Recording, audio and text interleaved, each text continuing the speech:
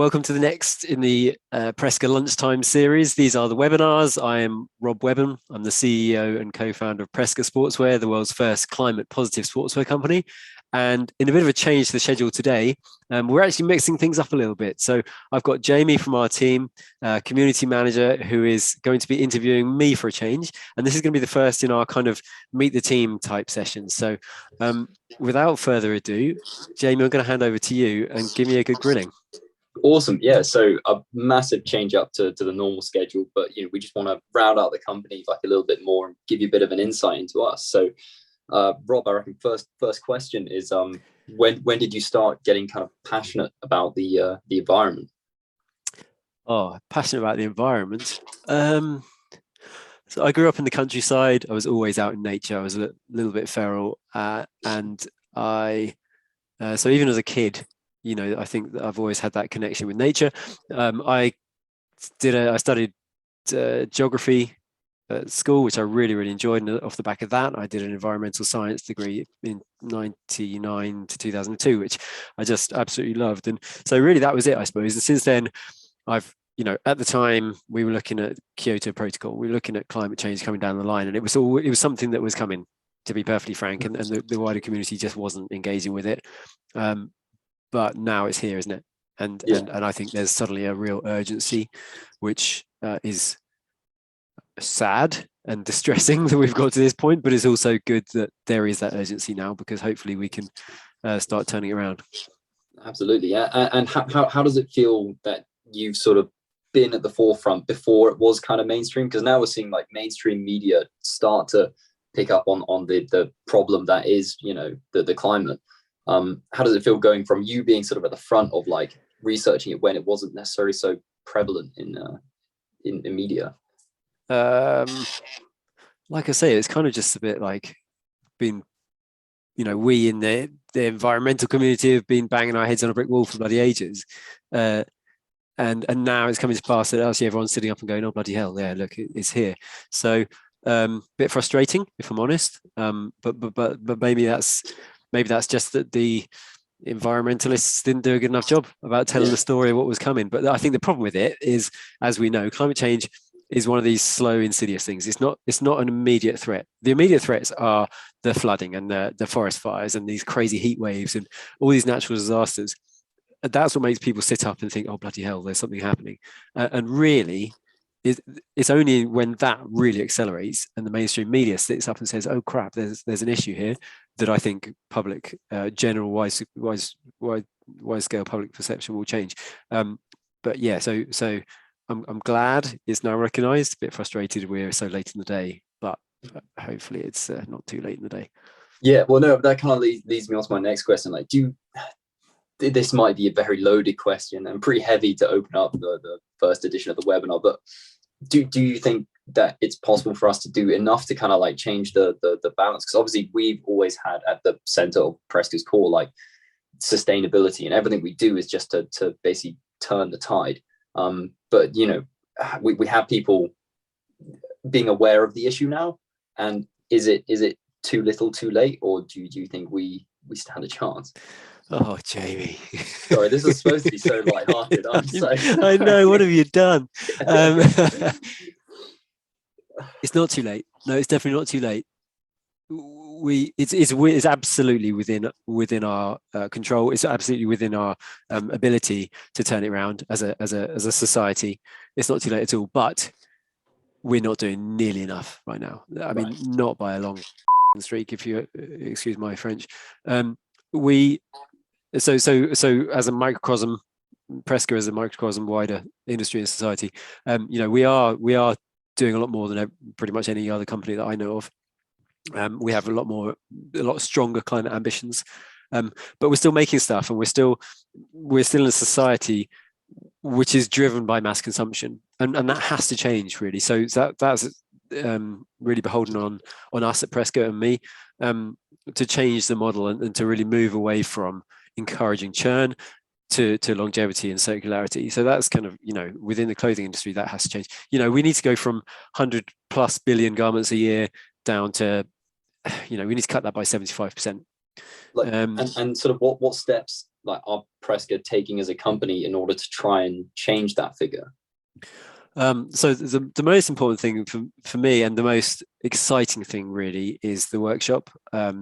So I do feel intensely uncomfortable that we are still selling stuff, and to make a fully successful company, we have to sell more and more stuff. But it's how we sell it, and it's what we do with that, throughout its life. So for me, this workshop is really the ability to take back clothing and keep it in use for as long as possible. So we launched the first repad scheme, swapping out people's chamois pads and their bib shorts to keep those shorts in use for as long as possible. That's really exciting and is going down very well. We've launched a take back scheme, and actually will incentivize people to hold on to their clothing for as long as possible, instead of just incentivizing people to churn and buy more stuff. We're looking at a resale now. So what does a resale platform look like for us? Not just Presca kit, but other people's kit as well. There's a load of really exciting things which I genuinely feel like, that is the change we can make. So yeah, there's loads of stuff that's going on at Presca. But just on that last point, can we do it? So the clothing industry has changed, no doubt. The farming industry and the way we grow food, what we eat, has to change radically away from away from a heavily meat-based diet to be towards more plant-based. Absolutely. The way we travel, the way we heat our homes, everything has to change, Jamie. And that's what's so bloody scary. Yeah. It's these huge opportunities. I saw someone the other day said the first trillionaire is going to be a climate tech entrepreneur, and that makes complete sense to me, because there are huge changes that need to make, which means there's huge opportunities. But will we take those opportunities? I bloody hope so, because I've got 2 young girls, and their future doesn't look good if we don't. Yeah, no, absolutely, and I understand that I led into this interview in a very heavy manner, and I do apologize, but no, I agree. I feel like we're doing everything within our control, but at the end of the day, it's such a huge issue that you can kind of just look at the issue as a whole and just think, wow, it's too much, But at the end of the day, if we can break it down and focus on the areas which are in our immediate control, so obviously us with the way we operate Presca, and individuals with the way that they operate, just throughout day to day. And we talk quite a lot about being a conscious consumer, and I think that's so prevalent, and we're a very conscious company in that. Yes, it's tricky because we do need to sell in order to turn a profit. Then it's okay, we've got a model that does that. Now, how do we adapt that model into a different model where we can still be a viable company, yet still provide a service which has only ever a positive effect on the environment? Yeah, so it's exactly. Yeah, it's I feel like we'll lighten the mood a little bit with the interview, and so you're an athlete yourself, and what's sort of your favorite kind of athletic endeavor? I would say I used to be an athlete, Jamie. That's very kind of you to say. You're a blooming athlete. You're an athlete, and we will dig into that in one of these follow-up calls. Anyone watching now, Jamie is a serious, pretty much pro-level triathlete. Me, I used to do a lot of triathlon. That's really how I got into Presca. That's how I set up Presca. I was doing Ironman and other endurance type events with Guy, co-founder at the time. Really got into that scene. I loved it, but I realized it's pretty bad for the environment, and that triggered thinking around Presca. But now, I started snowboarding when I was 18. Up until I was 18, I was the least sportiest kid. I always wanted to be sporty, but I was never like a team player. I was never particularly good at anything. Really got into snowboarding. Started looking for a sport I could do in the summer, and that was surfing. But Jesus, surfing is so hard. So then I thought, well, I better train. So I started getting into swimming, running. Off the back of that, got into mountain biking, and then swimming, running, biking. What's that? It's triathlon. So really, really got into that. And then, and then it was really I'm really slow. I'm not a fast guy at all. I haven't got a big engine or anything like that. But I've got stamina for days, and I can just go and go and go and go and go. So what I found was actually I was pretty good at the endurance type events. So Ironman, I got reasonably good. I got down to kind of 10-20 for an Ironman, which I was super happy with. I don't think I'd be able to do much better than that. I got into ultra running. I loved that challenge, of the mental challenge amongst other things. But I think what's cool about Presca is that we're all athletes like you. Absolutely. Guys just been to Ironman Wales. Lily's, planning marathon. We've got Sarah who's doing Audax this weekend. Everyone's, Jacob just came second in a run race. So everyone's really, really into their sport. And I think that genuinely comes across because, when we're talking to customers, we can relate, and they will see, oh yeah, you guys do it as well. That's cool. At whatever level, ranging from my level right up to yours, Jamie.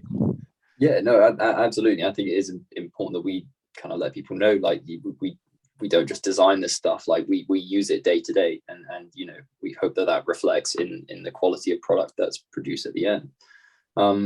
So you understand that you've always kind of worked in the sustainability sector. What was it when you sort of started to do a bit more endurance sport? Is that when you kind of clocked, like, okay, this is an industry that really needs adapting? Yeah, I think so. I mean, I always wanted to set up a business. When I was a kid, me and Colin next door, we set up like a little car washing business. So little 5-year-olds going around asking if we could wash people's cars. And I think we did. We got a fiver to wash someone's Jaguar once, and it was like happy days. This is business is where it's at. Yeah. So I always had that. I was working in environmental science consultancy kind of space, and I'm not really a report writer, if I'm honest. So I was there thinking, I don't know if this is for me. Like I couldn't envisage myself setting up a business as a consultant, for example. So got really into the sports, loved the sports, but I was looking at these clothes made from synthetic fibers, from virgin crude oil. I was looking at, or not looking at, there was no transparency around where they were made and who they were made by. And it just felt like, there's a gap here. And we were way before our time, to be honest. I don't think the industry at the time was ready for a discussion around sustainability or ethics, but is a come of age now for sure. So, like, being ahead of your time, what were sort of the main issues that you faced first sort of setting up Presca? Because I know Presca's expanded like a fair bit recently, but in the initial days, the initial conceptualization of the company, what were the main issues? Well, one issue was we didn't have a clue what we were doing. Right. but that is very common of entrepreneurs, right? It's like, I've seen a gap, I've seen a problem that needs fixing, I'll go and fix it. And but we didn't have the experience in the clothing industry, and we didn't have experience of building a brand. So that was certainly early days. That was a challenge. 2014 we set up GRN Sportswear, which was this kind of family kind of focused, innocent smoothies type of communications brand. But we were making t-shirts and from bamboo, and we were making like a jersey from recycled plastic bottles. And I think that point around customer perception, or the readiness of the market, I suppose, for recycled fibers. Like we were saying to people at stalls at events, like, come and have a look at this jersey, it's made from recycled plastic bottles. And they're going, oh really, that sounds a bit scratchy. But then they'd feel the fabric and be like, wow, that's incredible, how can they do that? So it was really, our big challenge was how to tell the story and get it across to people. And I suppose that readiness for alternative fibers. So but like I say, that's completely flipped now. Everyone's using recycled polyester. Everyone's using recycled nylons and other synthetics. Sustainable is fully in demand from all consumers. And actually, really, now we've got the company to where it is, and we've got people in-house who know brand and are really pushing that forward. So I think you can see that from how the website's changed and the socials, and under your hard work, Jamie. So it feels like it's been a hard slog actually, but everything is coming together now in a really exciting way. It's the time for it, for sure. So, I mean, talking about stuff coming together and it being a really exciting time, like, what are some of the things that you're allowed to say that are in the pipeline for Presca? I'm just trying to work out what I'm allowed to say. So we're currently going for investment, but this is a big chunk of investment to really push on. So that's exciting. I think that will if we are going to have the impact that I know we can have, then we need to spread our messages far and wide as possible. So that's one super cool thing. Workshop, like I say, that's really great, getting momentum now. And this thing around the resale platform, I have no idea how it's going to work, whether it's going to be, just something that people don't want to consider buying secondhand sportswear, or whether actually there's a real market for us. It feels really exciting because it's a way that we can get kit onto people who might not necessarily be able to afford full price new kit. It's a way, hopefully, we can encourage accessibility into this sport, which, let's be honest, cycling specifically is not a particularly accessible sport for many. So that's massively exciting. All the work we're doing around kind of end of life stuff with John Twitchin, with Stuff for Life, again, super excited. So there's a bunch of things going on. And some that I can't talk about yet.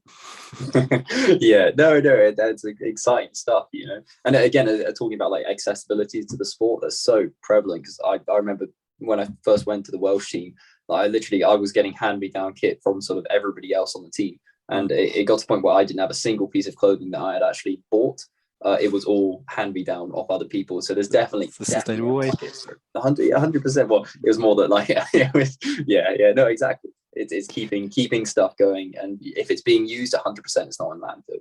Yeah. So it's always ideal. Well, I think it's about time. But thank you very much for coming on your own show and letting me hijack it for one episode. Thank you, Jamie. That's ace. It's really good to have that chat, and hopefully that's been a decent introduction to me. But next up, we'll get others from the team. It'll be me interviewing you next time, Jamie. Hear about your crazy exploits. Well, and then hopefully bringing on like the ambassadors as well. It's a whole new section, which is exciting. So obviously only to supplement the industry leaders as well. Great shout. Brilliant. Thank you, Jamie. Enjoy the rest of your day. We'll chat soon. Thank you. Cheers.